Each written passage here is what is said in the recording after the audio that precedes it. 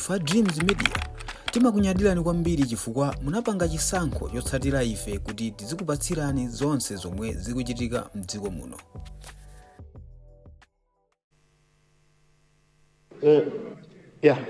Thank you, Madam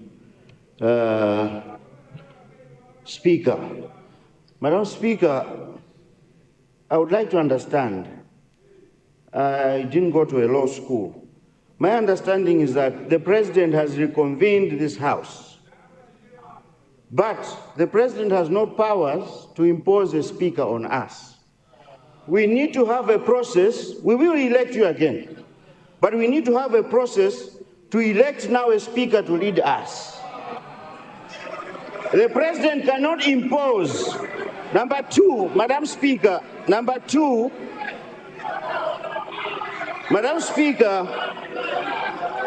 with 1 month to go to elections, we cannot come here to start changing laws that affect elections. We cannot do that. Madam Speaker, I thought my coming here was to discuss about the problems of petrol, where our brothers and sisters have slept on the filling stations last night, and tonight they're sleeping again. We don't know who's going to rescue us. Madam Speaker, we should be talking about maize prices which are skyrocketing every day. Not coming here to be discussing about elections which are just about a month to go. Mugwaba Jani, you are going. Southeast. Honorable member for Blantyre.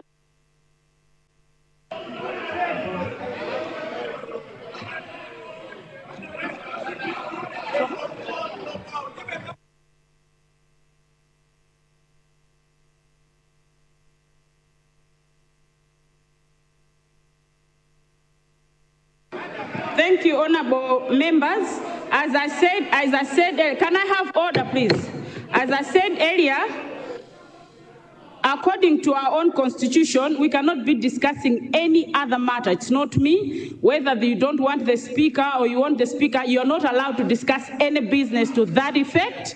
And it does say that we will keep everything as it was before dissolution. So I presume that the speaker was myself. So I shall continue as your speaker. Honorable members, I'm not entertaining any more point of orders. We're going straight into business. Thank you. Government Business Bill. First reading, Bill number 23 of 2025, Presidential, Parliamentary and Local Government Elections Amendment. Bill was circulated to honorable members on Friday, 25th July 2025. Honorable members, I said I'm not entertaining anymore. The leader of the House did raise his microphone. I've not given anybody any space. So I'm not giving any space. We're just going straight into business. No. Let's go into business. As long as is it related to the business that we're discussing. Honorable members, can I have order? Yes, can I have order, honorable members? Can I have order, honorable members?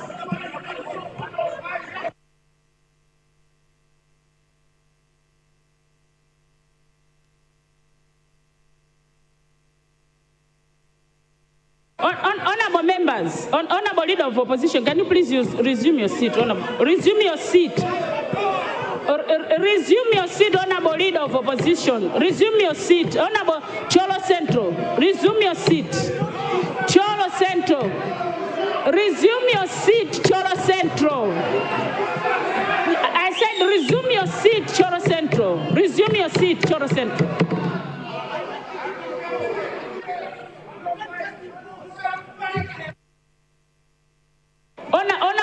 Honorable member for Cholo Central, can you, for the last time, resume your seat, Cholo Central? I'm saying, resume your seat, Cholo Central.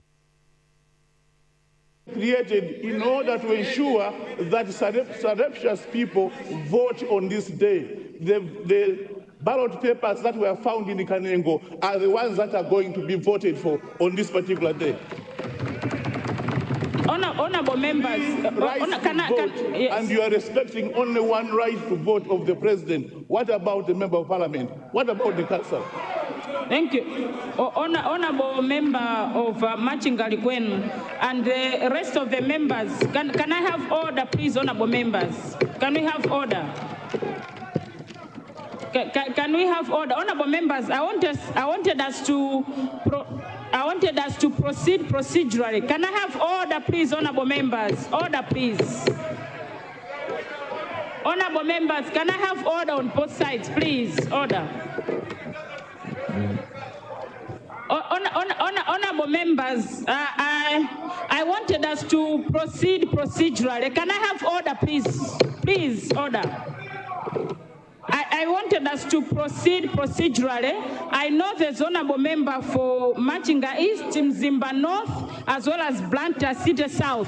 I was wondering, and Rumpi East.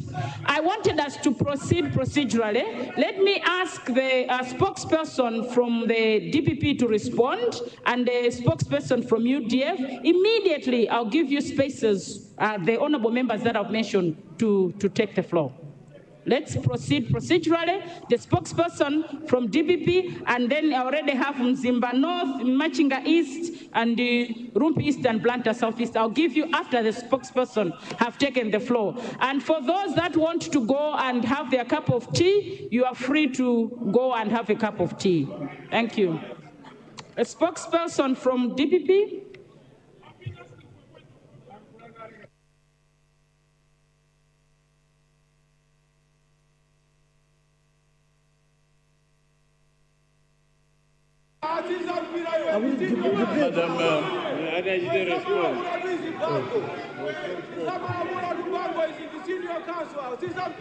Madam Speaker, it seems that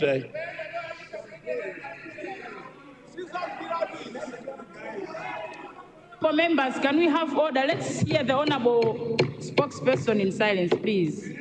Madam Speaker, I waited with bated breath to hear the Honorable Minister of Justice explain to this House what constitutional crisis has arisen or emergency. He missed on that critical point. It took the leader of the House to attempt to explain the crisis. But, Honorable Speaker, there is no crisis. There is no crisis in this country because, as is stipulated in the Constitution, you can make arrangements for special categories of people. And if the people that are being addressed today do not fall in that category, then they are not considered by the Constitution. But the Constitution says special categories of people can vote before. Can vote before.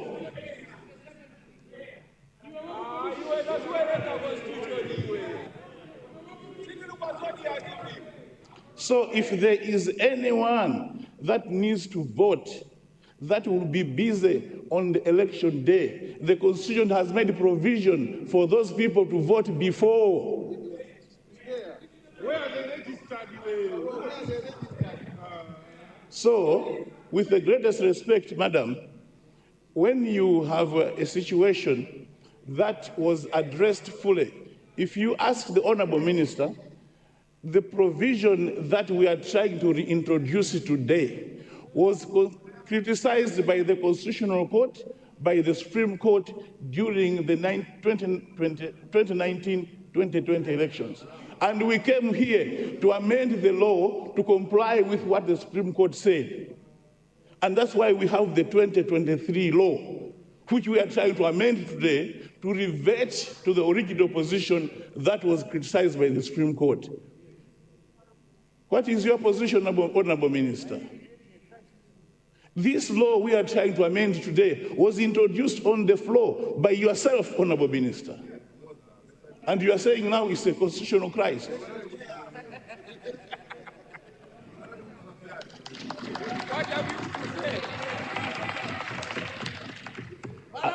And I would like to re-emphasize, Madam Speaker, that the right to vote, I am entitled to vote for the president, but I'm also entitled to vote for the member of parliament, and I'm also entitled to vote for my councillor.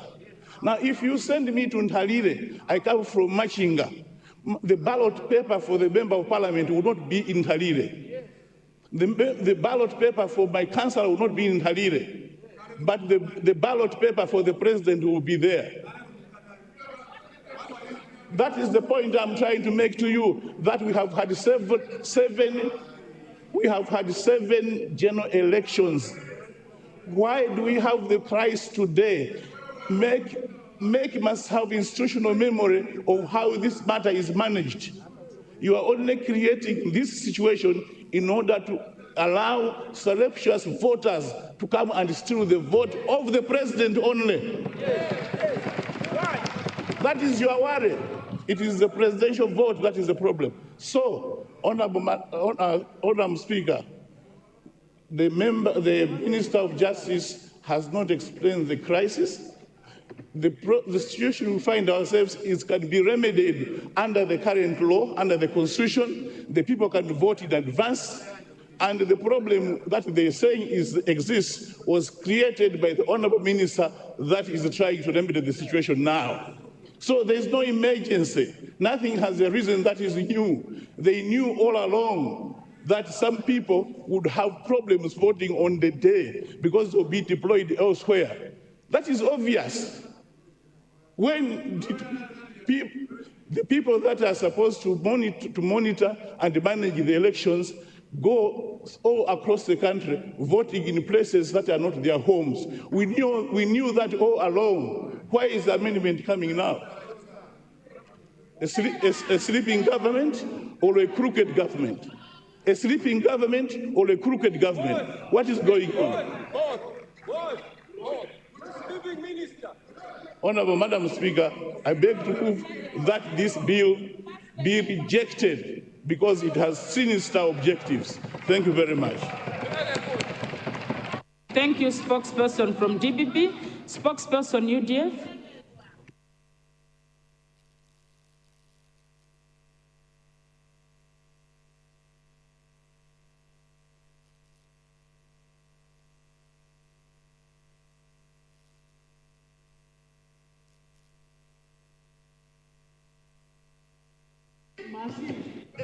Thank you so much, Madam Speaker, for recognizing United Democratic Front, UDF, to add their voice on the amendment under debate. Madam Speaker, you may recall that United Democratic Front is one of the political parties which brought democracy in this country. And starting from the time, Madam Speaker, we started voting in this country, we have been seeing men in uniform participating in all the elections. And there are procedures which has been being followed by the Malawi Electoral Commission, the ones responsible for managing the elections, to allow them to vote even before the day of voting.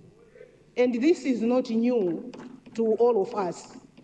Madam Speaker, we did not remove any clause when we were amending this bill concerning the voting of these very important people. So, Madam Speaker, I would like, Madam Speaker, I would like to echo to say that I would want to agree with the spokesperson from DPP. Unless if I'm told that the Malawi Electoral Commission, they do have mechanisms which will assist these people to vote for their councillors as well as members of parliament back home.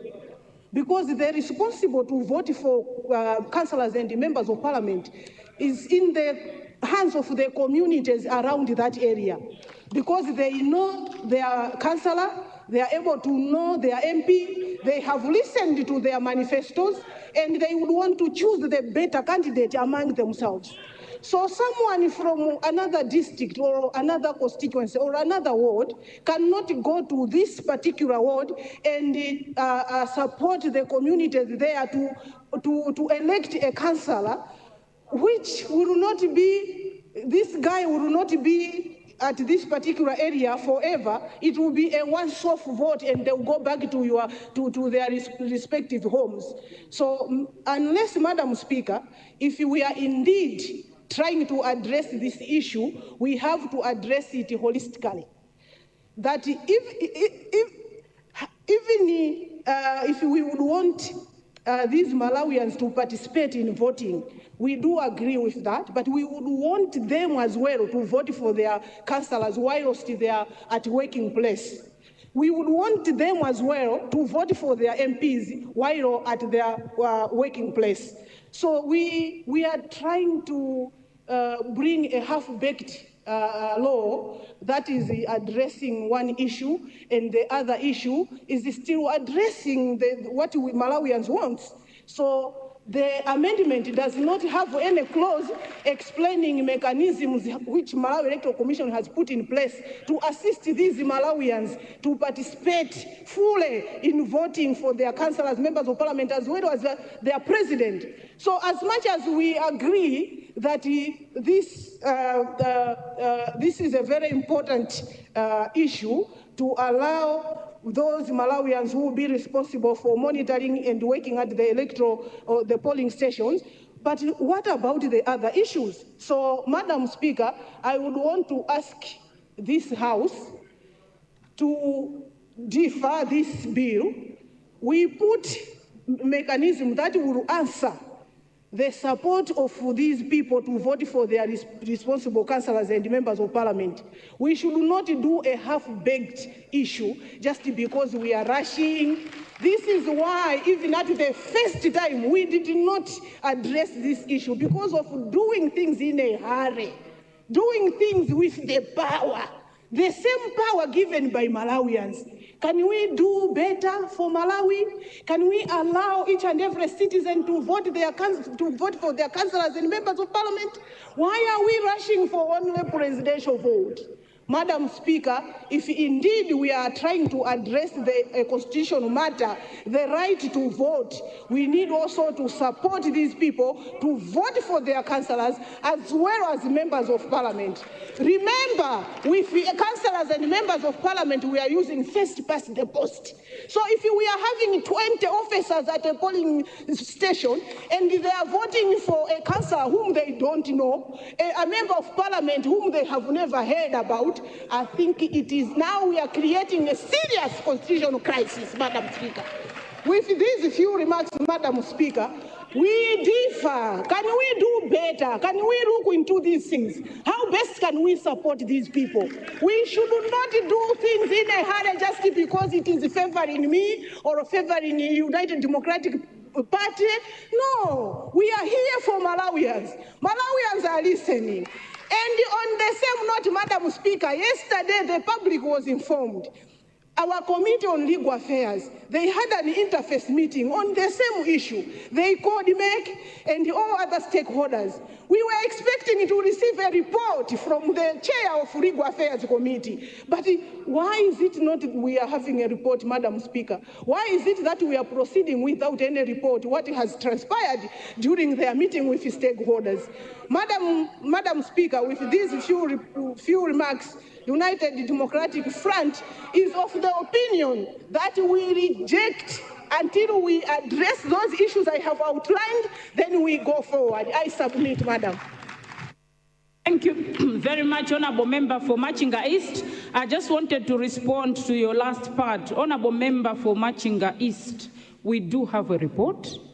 I just wanted to clarify, you're saying we don't have a report. And procedurally, you do know that we get the spokespersons first. After the spokespersons, it is the chair of the report to give us a report. So there's nothing that we have not done that is procedure. So we do have a report. So I hope that part of your presentation will be ignored. Chairperson of the Legal Affairs Committee.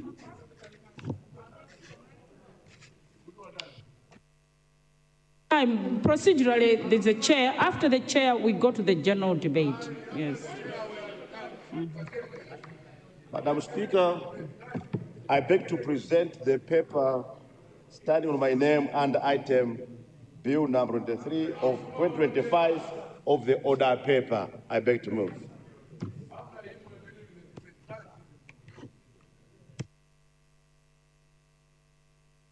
The Sergeant at Arms.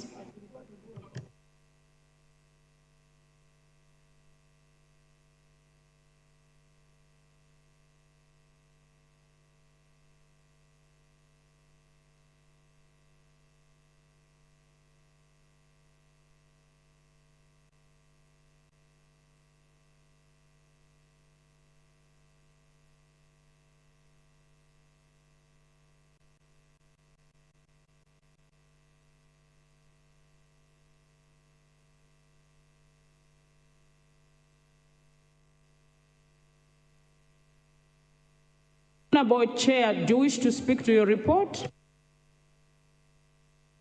Yes, Madam Speaker. Have the floor.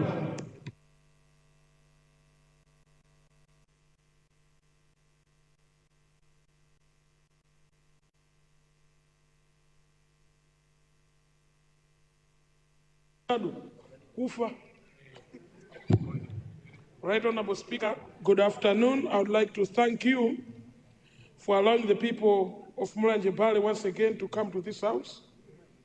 We are so saddened, Madam Speaker, as the people of Mulanje Bale, because, Madam Speaker, as a constituency to start with, we have several crises that this government has not looked at them, and it created something that is not a crisis for us to come here. We were supposed to come here, Madam Speaker, for lack of food in this country, for lack of fertilizer. Only a month to rainy season, we don't have any bag of fertilizer on the market. I thought there were other better issues to be discussed in this house than what we are discussing now.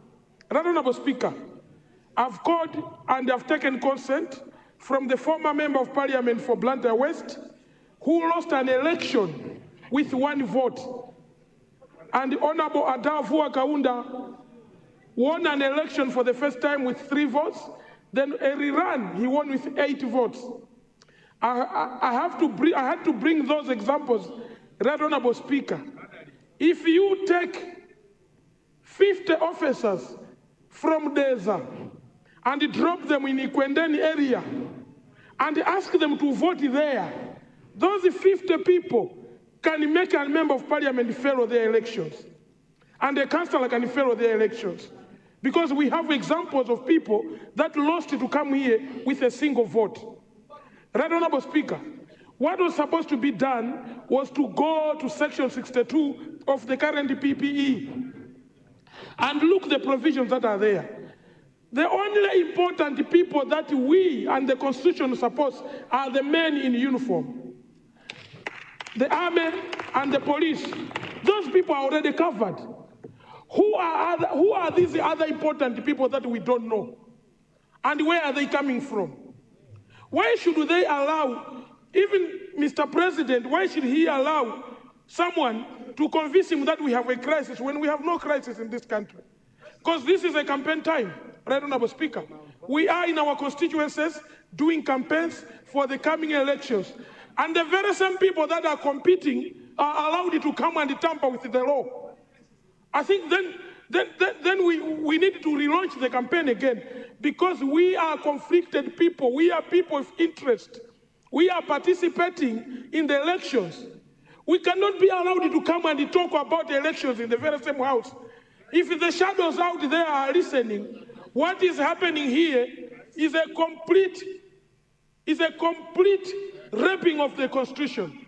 Right Honorable Speaker, I know people out there are questioning this. I'll give you an example. Yesterday, listening from a Facebook page of National Assembly, when the Solicitor General was responding to a question from Honorable Mangochi East, the Solicitor General and the Justice Annabel Ntalimanja actually said, and I quote, "The law, the Constitution will still not change. People will vote in advance for the future elections. But for this only election, we need to change to accommodate other cadres that are important." What are we amending? if the constitution cannot be changed and we want to amend the PPE, which is strong, Madam Speaker, I thought even the legal brains that ceased to call us, first and foremost, you were supposed to have a business committee, Madam Speaker. Madam Speaker, we will be in books as the only grouping of parliamentarians that rocked our constitution left or right. Some of us, Madam Speaker, who don't want, we've stayed here longer than anyone ever before, and we are so tired to have stayed here too long, unnecessarily too long, because this government was supposed to be removed last year, but they are here on injury. They are here on injury time, and they want to continue abusing the constitution so they can stay here longer. Madam Speaker, every sensible Malawian is very tired of this government. A lady at the Bingu International Stadium, at the Bingu Stadium, was asked, who are you going to vote for? I said, oh, I do sorry for Jaguela. Are you happy with how he has performed? Honorable member, you have I'm quoting to go. Thank you very much. A lady actually told a reporter on Times to say, hey, Fusolimenero, Mwanfusa Majangu, Mwanzizi Musa. Right, Honorable Speaker, if you go out there, carry people to a stadium, and you convince someone that you are for the president, and you say, well, this is Musa. It's a signal, Madam Speaker. People are very tired. I would like to tell this government, the sinister moves that they are doing, God is always in heaven. He has never lived on earth. God has never lived here. Us sinners who live here, and he pretend what we are doing is right. Time is coming. Malawians are listening. Let me talk to you, Malawians. This government, with these few remarks, Honorable Speaker, Malawians out there, this government will be removed on the 16th. After 16th, it will be history. And this history will be read and written. And some of you will be running around looking for solace from some of us. These few remarks, Honorable, you've exhausted your time. These few remarks, Honorable Speaker, I would like to say this bill should wait for the next parliament. Those that are privileged to come here for the next parliament should amend this, not us. Our time is over, Madam Speaker. We should not eat the man on the back door.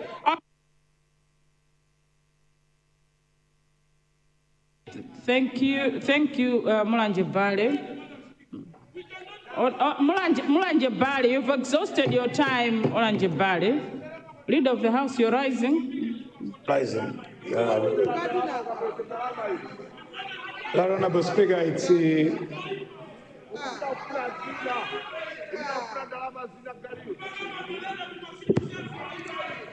it's a privilege when other people give you time, listen from you. It will be an honor for you to listen to others as well.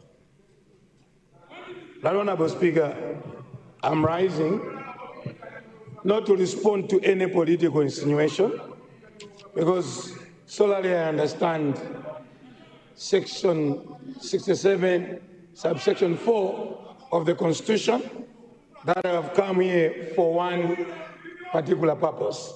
So I will not be able to respond to any political insinuation, neither any political friendly fire, whatever you call names being mentioned to us.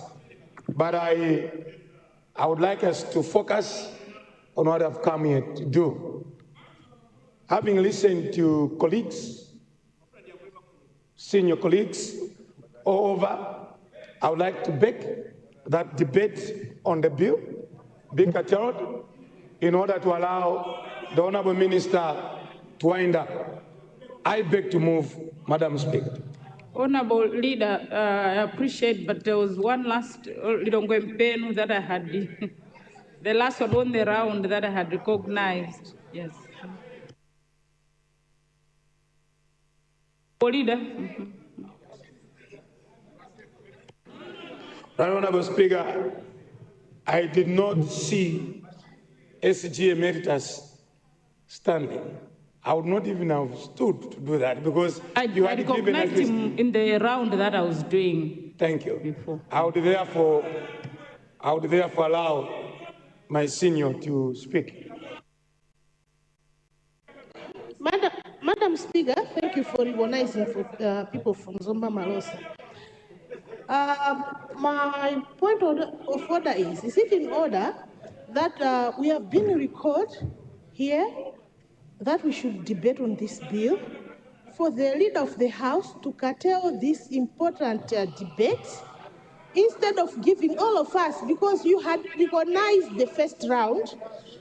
I felt like after I had even put my name up that I wanted to contribute, then the speaker, the leader of the House is curtailing. We are going to the same problem that has brought us here.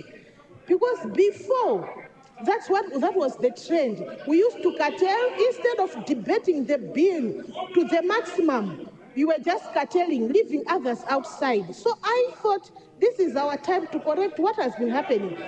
Let Parliament give each and every member space. Whosoever wants to speak, let the person speak now than curtailing. Because thank you, Honourable Member outside. For Zomba Malosa. In terms of the decision of whether the debate should be curtailed, it will be up to the House to decide. But I had recognized Honourable Mkaga, I think on the first round, it was clear that I had recognized that was the first round. And in terms of the leader rising and saying we should curtail the debate, that's going to be up to the House to decide whether we are curtailing or not. Thank you. Honourable Member for Longempen.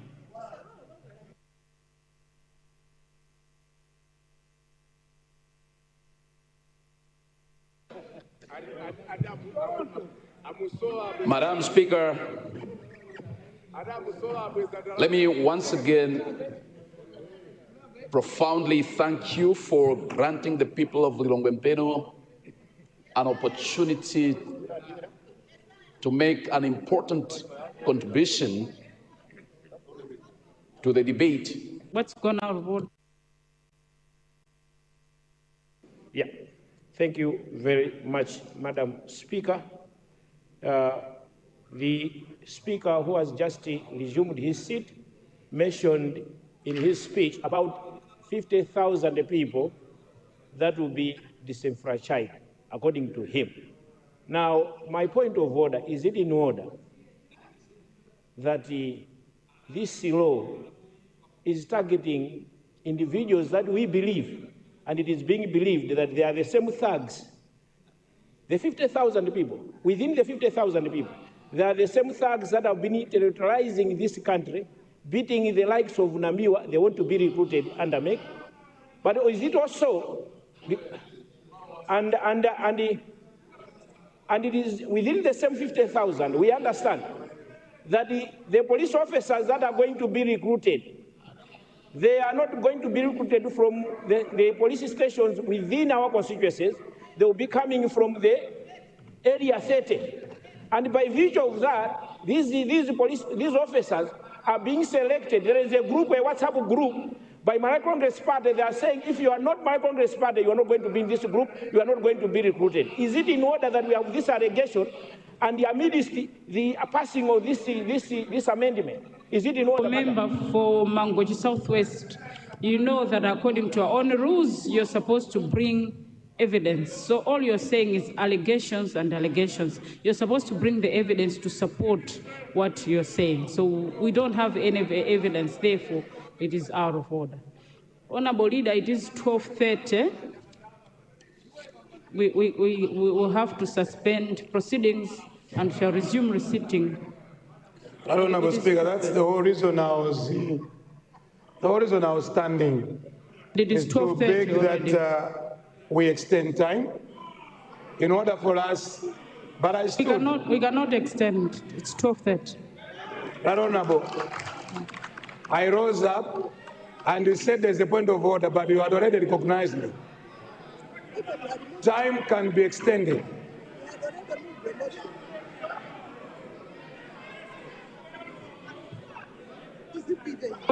We have to suspend, Honourable Leader. All right, you will suspend, but at least give me, you will suspend, but give me time to speak to you. You, as long as it's not an extension. No, I am in a very good mood. I will not fight. I will not raise anything controversial, because some of you have visited your constituencies and you know what I've done in your constituencies. And therefore, I'm not in a spirit of provoking any one of you. And don't provoke me as well. Because all of us, we don't need to provoke each other. Because you know what the leader can do. But Madam Speaker, why I insist, will not suspend, I will not ask for extension of time. I've obliged to the ruling of the Speaker. But there are some insinuations that are being made in the House, trying to say that police officers are thugs, that people that are going to be deployed are thugs. Those are insinuations. And while you are making those insinuations, you should be mindful that we are talking about our teachers, we're talking about people working actually at your district commissioner officers and police officers. Right, Honorable Speaker, some of these insinuations about teachers, about public officers, my dear brother, Mangochi Southwest. I'm addressing Mangochi the Speaker. Southwest. I've not given you the floor, Mangochi Southwest. Right, Honorable Speaker. No, but why are you? If you want to rise procedurally. Right, Honorable Speaker, it's a plea. It's a humble plea, a very good plea, to not to insinuate that the people we are talking about are thugs. And even when the Electoral Commission came yesterday to meet the Legal Affairs Committee, they mentioned, I watched, because Parliament is now online. I even watched what SCC spoke. I watched about everything. So when the Electoral Commission came yesterday, they mentioned about the numbers. It's about people who are going to work for these elections. Let's not insinuate. I have spoken to the Speaker, and therefore I wish you a wonderful lunch. We're going to be here, whether it's going to be 12 o'clock midnight, but we're going to work. Thank you so much, Honorable Speaker. Very much, honorable members. I now suspend proceedings. We shall resume sitting. Tikuyamikeni komanso kuthokozani popanga chisankho chokhala pamenepa kumvetsera komanso kuonera zomwe takubweretserani. Chomwe tingakupempheni choti ngati muli alendo pamudzi pano tapangani subscribe, chifukwa mukatero inu ndi ife tidzayendera limodzi kuyambira lero mpaka na masiku omwe akubwera kusogoloko. Timabweratu ndi nkhani zochokera ngodya zonse zinayi za mdziko lino, kotero kuti inu simukuyenera kuti mukhale kunja kwa nkhani zimenezi. Tapangani subscribe, like, comment komanso share kuti tikhale limodzi mu ulendo umenewu.